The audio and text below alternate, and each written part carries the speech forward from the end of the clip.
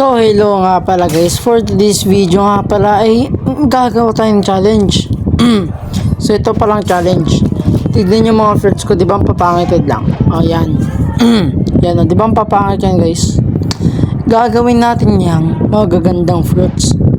So guys, hanggang day 5 lang to. Titignan natin kung anong makukuha natin ng mga fruits sa last day. So dito guys, first trade natin to.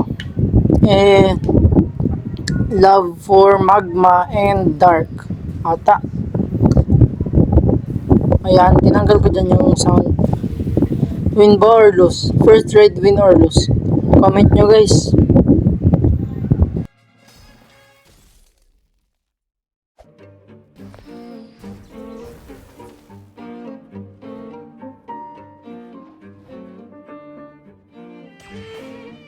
Dito guys, kala ko gusto niya ng paint tsaka gravity. Talagang walang gusto sa gravity at paint talaga.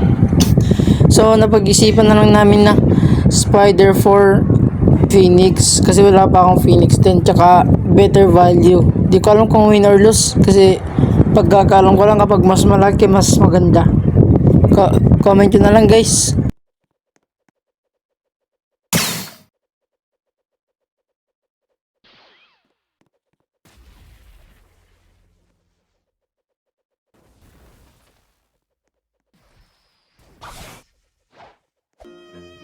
Dito guys, may friends ko na to. Shoutout pala sa kanya, men. Salamat sa Spider Boy. Winata ako kasi mas malaki yung value ng spider.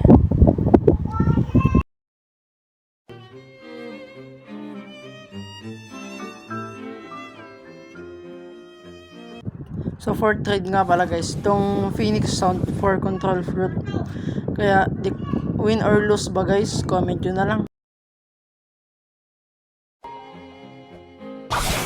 Dito guys, shoutout pala kay Child Joy, pinakamabait kong kasama dito sa Blacksfruit. Binigyan pa naman ako ng love tsaka Buddha, tapos binigyan niya pa ako ng Buddha. Kaya salamat sa kanya. Bye guys, hanggang dito muna ang day 1.